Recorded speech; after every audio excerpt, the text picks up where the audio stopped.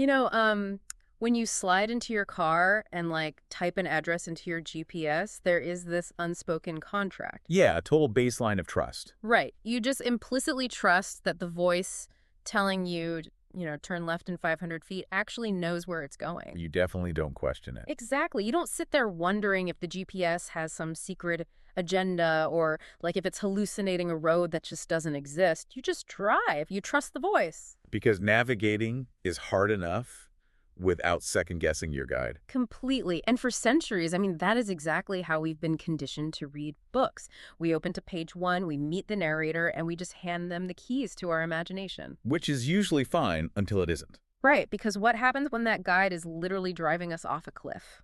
Well, it creates this incredible sense of narrative vertigo.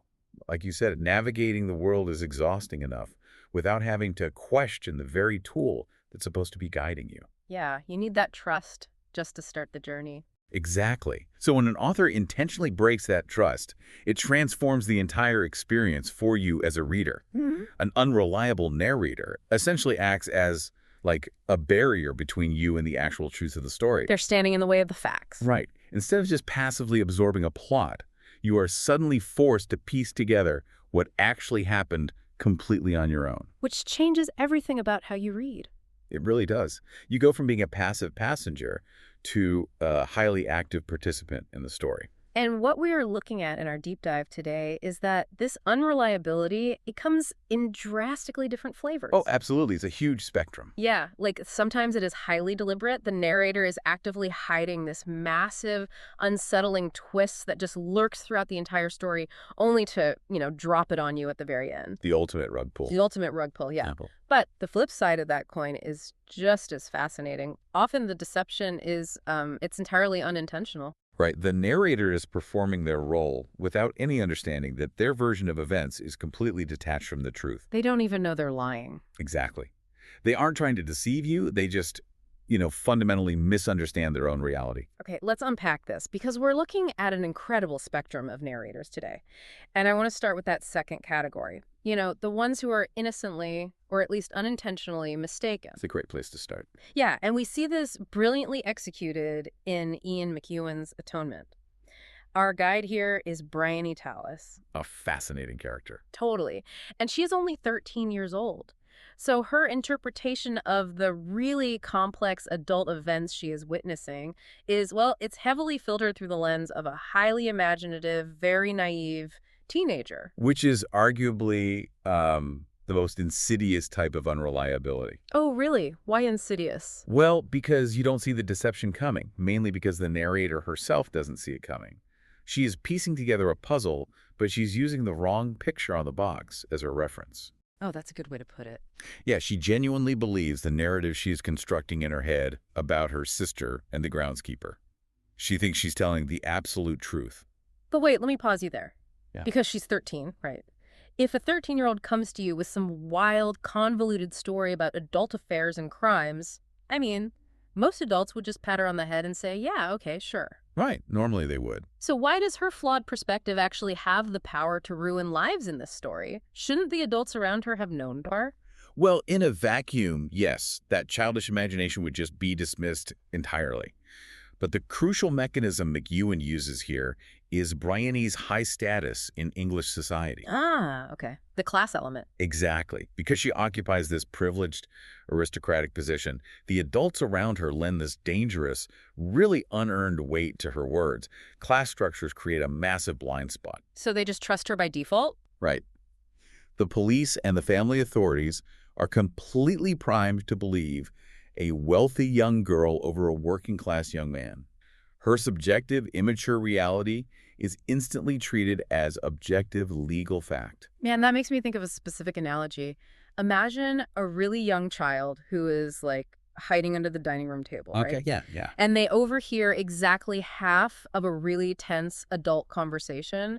They hear a few out-of-context words, they fill in the blanks with their wild imagination, and they construct this completely fabricated narrative about what the adults are doing. Right, which happens all the time with kids. Exactly. And usually that's harmless. But in Bryony's case, it's like that child has the power to take that half-heard, totally misunderstood conversation and like draft legally binding documents with it. That is exactly exactly how it functions. Yeah. And the sheer weight of that mistake culminates in a massive revelation. The ending of that book is just devastating. It really is.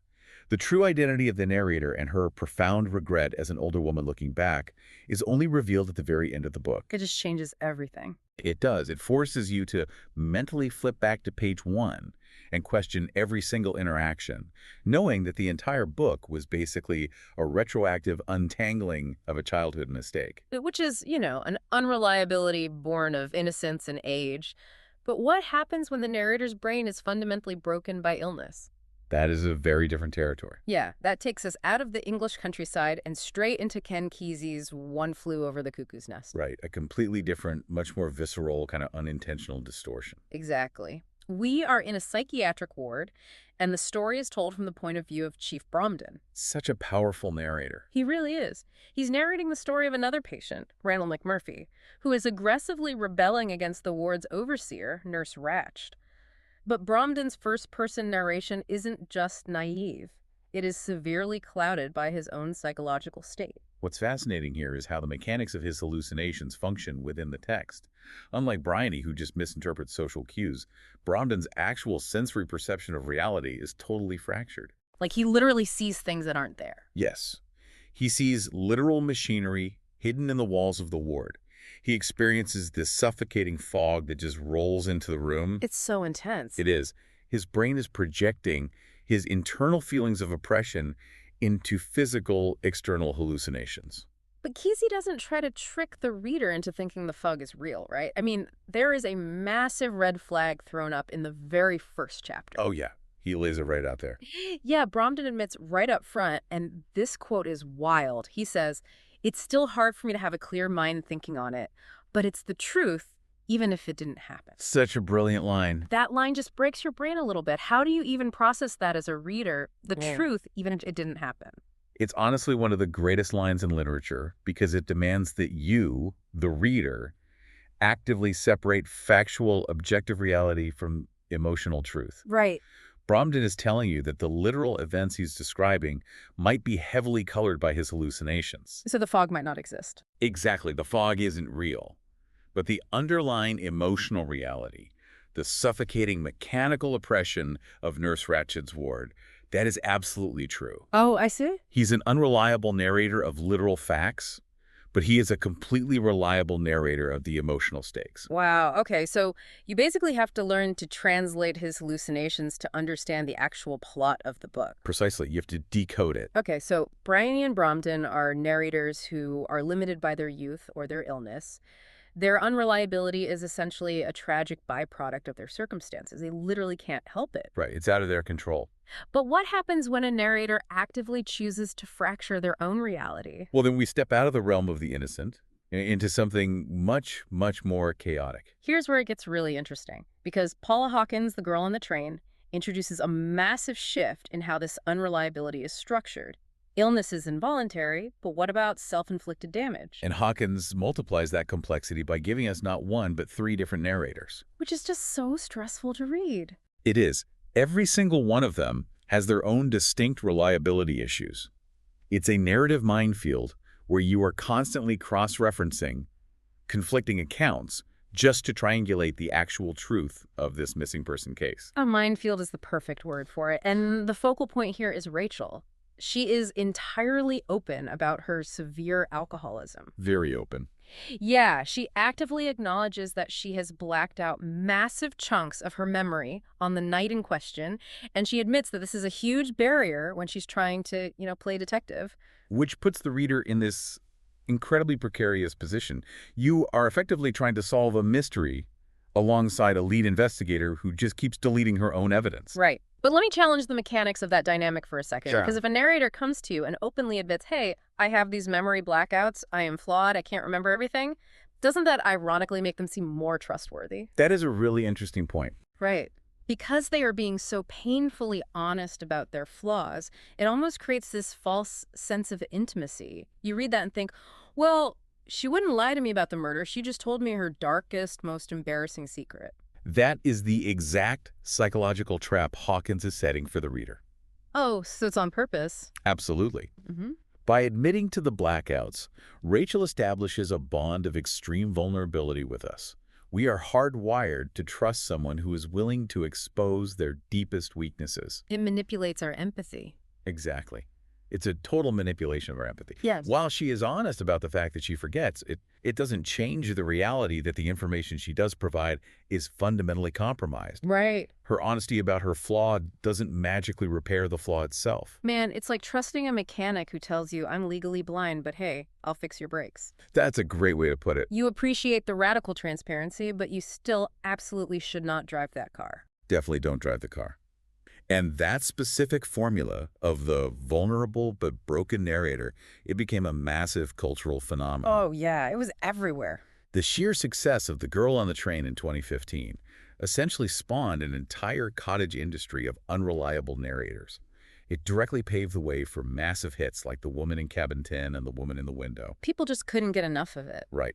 Readers became absolutely addicted to the thrill of playing detective with a compromised, self-sabotaging guide. The thrill of the missing memory. It just works so well. But, you know, if Rachel's reality is fragmented by substances she pours into a glass, our next narrator's reality is fragmented by pure, unadulterated psychopathy. Oh boy. Yes. We are talking about Bret Easton Ellis's American Psycho. This takes the concept of unreliability to its most extreme, really nihilistic edge. It's so dark. The Yeah. narrator is Patrick Bateman, and he's giving us this disturbing first-person account of being a serial killer in 1980s Manhattan. But the unreliability here isn't about memory loss or youth.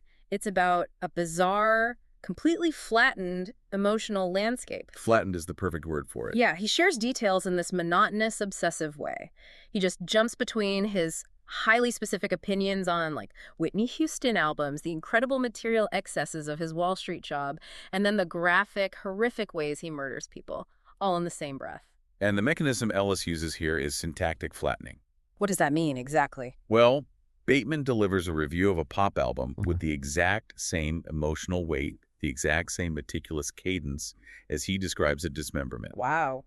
Yeah, he really does. It flattens morality completely. But the true genius of his unreliability is how the physical reality of his world begins to fray at the edges. Right, things just stop making sense. Exactly. The inaccuracies begin to pile up in plain sight. Yeah, it's not just that he has a weird tone. The actual facts of his universe start breaking down. Like, people confuse him for other people constantly. All the time. And he claims to have killed people who literally later show up at dinner parties alive and well. Exactly. This accumulation of impossibilities forces the reader to stop analyzing what he's doing and start questioning whether any of it is actually happening. Wait, is he even killing anyone? That's the question. You are reading this horrific account, and suddenly you have to ask yourself why there is a massive gap between objective reality and Bateman's version of his life. Right. Is he a prolific serial killer who just exists in a society too self-obsessed to notice? Or is he a completely delusional Wall Street broker having violent, impotent fantasies? It leaves you completely untethered. You realize you've been riding in the passenger seat with someone whose internal GPS isn't just breaking, it's basically routing you through hell. A very accurate description. But while Bateman and Rachel offer these intensely fractured, very messy realities, there is a final category we really need to look at. The most controversial one. Yes. Because this is where we see the most controversial narrators of all. They aren't confused, they aren't blacked out, they aren't hallucinating. They are intentionally, brilliantly hiding massive twists in plain sight. This is the realm of the grand deception. Unreliability as an act of survival, or an act of pure authorial misdirection. So let's look at survival first, with Jan Martel's Life of Pi. I think most of us know the basic cultural footprint here, right? It's a very famous story. Yeah. Pai Patel is in a shipwreck. He's forced into a lifeboat, and he finds himself accompanied by a literal menagerie of zoo animals. Yeah. Most notably, a Bengal tiger named Richard Parker. Right. As the other animals meet their ends, Pai and this tiger are left alone on this tiny boat for more than 200 days before finally washing ashore, and then the tiger just runs off into the jungle and never to be seen again. On its face, it sounds like magical realism, like a fable. Completely. Yeah. Because surviving 200 days on a lifeboat with an apex predator defies all logic. It really does. But if we connect this to the bigger picture, Martel's use of unreliability isn't just a stylistic quirk. It is the entire philosophical core of the novel. Because of the ending. Exactly. As the book concludes, the narrative rug is gently pulled. we are presented with a second, entirely different story about his time on the boat. A much darker story. Yes, a story involving other human survivors, starvation, and extreme brutality. It is a much more likely and much more horrifying explanation of what actually happened. Which completely changes how you view the entire book. It recontextualizes everything. It makes me think of the mechanics of psychological trauma. Like, imagine having to swallow an incredibly bitter, toxic pill just to survive an unimaginable tragedy. Right. The human brain simply cannot handle the bitterness of what people do to each other when they are starving, so it wraps that bitter reality in a thick, fantastical, sugary coating. That's a beautiful analogy. The story with the zoo animals and the noble tiger, that is the sugary coating. It's the only way Pai's mind could process the brutal reality of his survival. That is a profound way to look at it. The unreliable narration becomes a literal act of psychological preservation. He has to lie to survive. Right. The narrator isn't lying out of malice. He's constructing a myth to survive his own memory. And Martel leaves the ultimate choice to the reader. You have to choose which one to believe. You do. You are presented with the brutal, literal truth and the beautiful, allegorical lie. Both are technical narratives of the exact same event, but you have to decide which one you prefer to believe. It's just brilliant. But, if Pai's deception is an act of survival, our final narrator's deception is a calculated, cold-blooded trick. The ultimate trick. And it caused genuine outrage when it was published. We are talking about Agatha Christie's The Murder of Roger Ackroyd. The absolute apex of the murder mystery genre, and perhaps the most famous unreliable narrator in modern literature. The setup is classic Christie. A wealthy man is murdered, and the legendary detective Hercule Poirot is on the case. But the mechanics of the unreliability stem entirely from the structural framing here. How the story is told. Yeah. The investigation is told from the first-person perspective of Dr. James Shepherd. He's the local physician who is actively assisting Poirot. He is the Watson to Poirot's Holmes. And we really have to look at what the Watson archetype represents to a reader. Right, because there's a lot of baggage there. Exactly. By the time Christie wrote this, readers had been conditioned by decades of Sherlock Holmes stories to implicitly trust the sidekick. We just assume they're the good guy. The sidekick is our proxy. They are the steady, objective observer meticulously documenting the genius of the detective. We are hardwired to never, ever suspect them. Which is exactly how Christie traps us, because the twist ending completely redefines Shepard's role. Changes everything. He isn't just the narrator. He is the murderer. He has been writing the very manuscript we are reading as a way to document Poirot's investigation while actively steering it away from himself. But how he does it is the real masterclass. Oh, because he doesn't actually lie, right? Exactly. He doesn't explicitly lie to the reader. He uses the tactic of lying by omission. So sneaky. He meticulously documents exact timestamps, dialogue, and movements. But he simply leaves out the 5-minute window where he committed the murder. Unbelievable. He writes, "I did what little had to be done," letting the reader assume he meant medical duties, when in fact he was hiding the murder weapon. And people were furious. There was actual controversy. Readers felt tricked, like she had broken the unwritten rules of the detective genre. They felt betrayed because she weaponized their own reading habits against them. Yeah. By turning the trusted Watson figure into an unreliable narrator, she pulled off the ultimate literary sleight of hand. She didn't just fool Poirot, she made the reader an unwitting accomplice to the cover-up. Wow. So what does this all mean?